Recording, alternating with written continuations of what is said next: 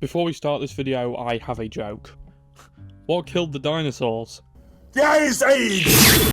Okay, right, now I've gotten that out of my system, welcome back. Batman's villains are as memorable as they are strange, as tragic as they are misunderstood, and no villain encompasses all of this more than Mr. Freeze. A villain who was sadly looked down upon until Batman the Animated TV series gave the disgraced scientist a new backstory, which became his recognised definite origin. A former cryogenic scientist who was betrayed while trying to find a cure for his dying wife, who he froze to save her from dying from a degenerative disease, and while doing this he turns to crime to fund his experiment and keep his one true love alive in hopes of one day thawing her out when he finally has a cure for her. And he's become a mainstay in Batman media since this story was first shown in the classic episode of Batman the Animated TV series Heart of Ice, written by Paul Dini, who some of you Arkham fans might know as the writer of Batman Arkham Asylum. This time around, we'll be taking a look at the side mission In From the Cold, a personal favourite of mine. We'll be ranking the mission based on 3 factors: the gameplay, the story, and the difficulty. All of these factors will be ranked out of 10 and added together at the end, and the closer to 30, the better. Pretty simple overall. The previous video has done way better than I could have ever imagined, and that's all down to you guys liking and commenting and subscribing and all of that, which you should do right now, all of it. So, thank you for that. There's a big Arkham Knight retrospective on the channel as well, which I think's gone pretty under the radar, and it covers basically the whole game, apart from, well, the side missions, which we're covering now. So you should definitely go and watch that if you enjoy this. It's good, and I promise you'll like it. Anyway, let's get in from the cold and look at Arkham Knight's most emotional side mission by starting with the story. In From the Cold story can be accessed through the Season of Infamy DLC, and becomes available about 60% of the way through the main story. It begins with Alfred telling Batman that a large ship has been spotted off the coast of Gotham, the Nora, and it's covered in militia soldiers who aim to give Batman a cold reception. We head to the ship and freeze the militia's assault on the ship before heading to the lower deck to find a flustered and desperate Mr. Freeze rushing to try and save the ship's cryogenerator, which is the only device that can stabilise his wife, Nora's, cryostasis pod, which is keeping her alive. The two uneasy allies talk, with Freeze telling Batman that the militia kidnapped Nora, and if he were to kill Batman, they'd give him Nora back. Batman knows the militia don't work like that though, and basically tells Freeze that if he trusts them, he should take his shot. And Freeze sees how this probably isn't the best idea, because if he took his shot and missed, he'd lose Nora and Batman, his best chance at getting her back. Freeze gives Bats a tracker to find Nora, and, well, he does just that. Well, not really. The militia move the tracker into an icebox to trick any potentially interested bats, and after clearing the rooftop he found the box on, Batman interrogates a soldier who tells him Nora is actually in Otisburg, and after taking out the surrounding thugs, Batman attempts to keep Nora secure.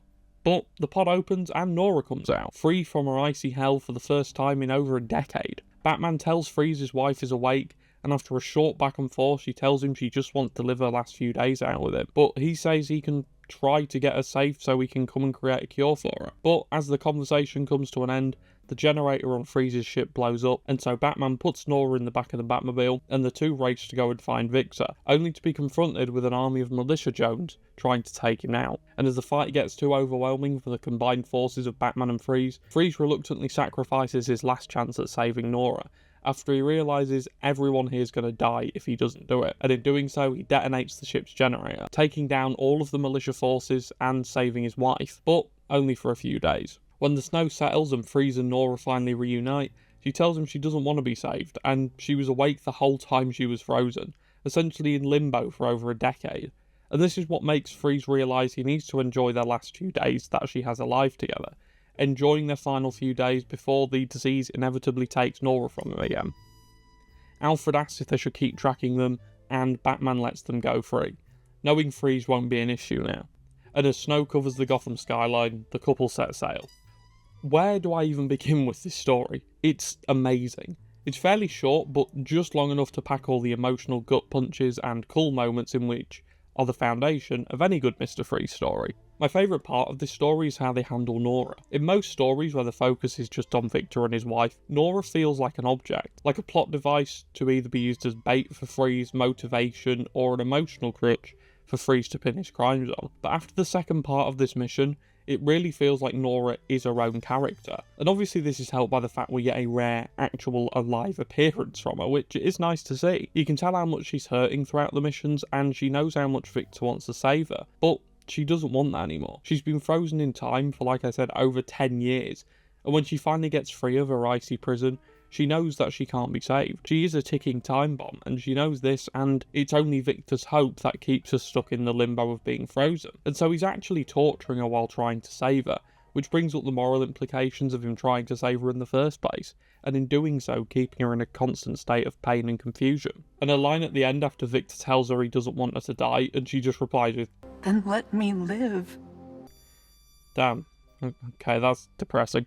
The story also gives closure to Mr. Freeze, who became a bit of a fan favourite amongst Arkham fans after his blockbuster boss fight in Arkham City, followed by his ending with Nora in that game after Batman finds her and tells Freeze where she is, reuniting them, and after these events it felt like Freeze was snubbed, especially when he wasn't put in the main game. So to have him given such an emotional and fitting send-off through the Season of Infamy DLC feels right.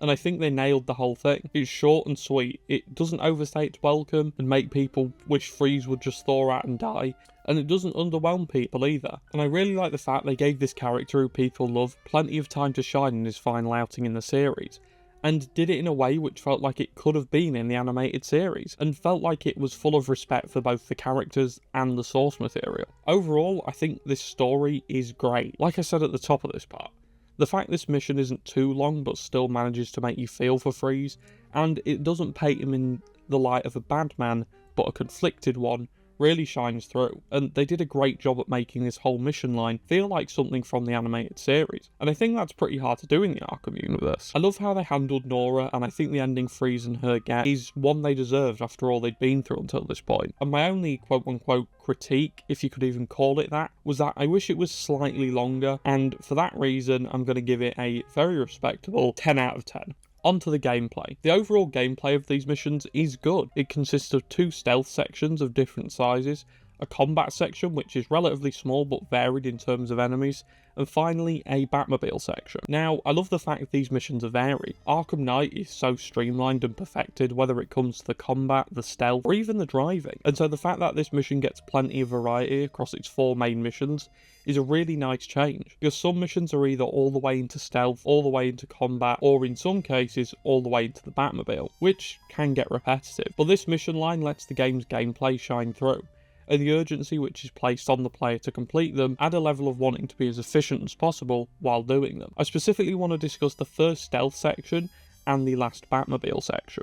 The first stealth section is really unique, as it takes place on the top 2 decks of a boat, and is very reminiscent of the final offer section from Batman Arkham Origins, which was a nice little, oh yeah, this kind of feels a bit familiar. And I think the set piece of being on a frozen ship is great, and it does strike that fine line of being unique and also familiar, and that is always a bonus. It's a huge section and takes some time to complete, with the enemies being varied as well, with there being medics, a drone pilot, detective mode deflective enemies, and obviously normal soldiers, which means you have to use the full length and breadth of the ship to take them down. There's also a turret in the control room, which provides an extra layer of challenge to taking out the last guy. Not much challenge, but enough to catch you off guard if you just stroll in and don't notice it. This is probably the most memorable section of the mission in terms of gameplay, but a close second, both visually and gameplay wise, for me at least, is actually the final fight in the Batmobile. It begins with Batman racing to save Freeze and his ship in the Batmobile, and this is on a timer, which again feeds off the urgent feeling this mission set. And when you get there, it's basically just a massive team deathmatch between you and Mr. Freeze and the militia, and it's actually really cool. The variety of drones combined with the sheer numbers they throw at you makes this part quite challenging. It ends with Freeze blowing the generator on the ship, which takes down all of the militia tanks, and again, this whole section's pretty cool. It feels like Freeze's final stand, and I think again it's a good final act for such a beloved character as he saves everyone there. The pure variety of mission types combined with the overall urgency in which is instilled for you to complete them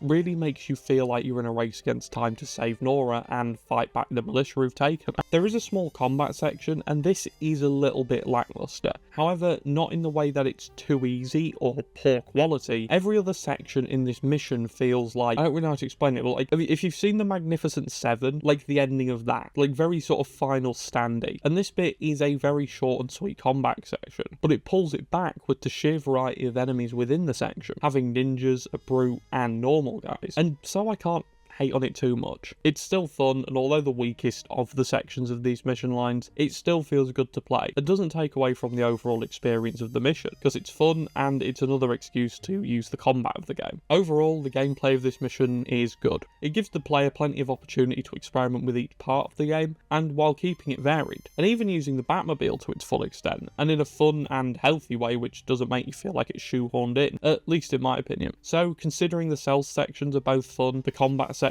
is varied, and the Batmobile part is probably one of the best Batmobile parts in the game, I'll give it an 8. It misses out on a higher rating for two main reasons that could easily have been solved. The first one is the combat section could have been a bit bigger, and the second one is a continuous theme throughout the game, but the Batmobile being used at a key point in the story. The only saving grace is that at least it's a good bit of Batmobile gameplay, and so let's move on, and let's see how hard this mission really is. Is it a nice and easy walk in the park, or a cold reception for new players trying to complete this mission? Difficulty is a sliding scale, so to keep things fair, we'll be using a base level of a person who's played all the Arkham games on hard once and is fairly casual, playing this mission for the first time. And so say hello to Judge Holden. Holden has played through Arkham Asylum, City, Origins, and he even quite enjoyed Blackgate. Look, he's not all there, but don't say that to his face. But anyway, he'll be our benchmark. 10 is the hardest, 1 is easy, so let's go. As a general summary, I'd say these missions are pretty varied in terms of the difficulty. The first Predator section is quite challenging. The different enemy types can definitely catch you off guard, and the overall layout of the map is different from your standard Predator encounter, being a boat with multiple layers being used in this encounter, rather than the usual dual-layered room used in most other encounters. The turret in the control room is also a nice touch, as although it can be bypassed fairly easily,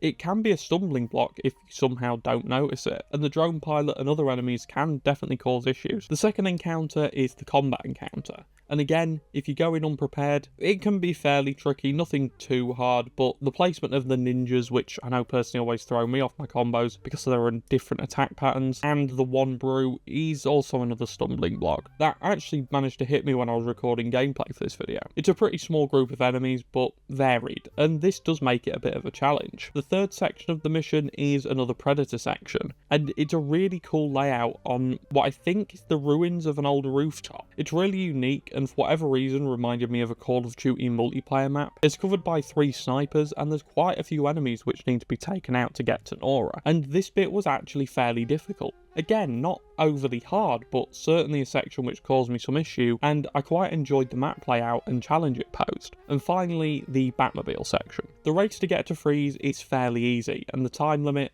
although adding a sense of urgency, is fairly lenient and allows for plenty of mistakes. And once you get to Freeze, the real challenge begins. You get so many enemies thrown at you, and the arena is so tight that it can be tough, especially the second part of the mission. Although short, it can be tough, but this is just through sheer quantity.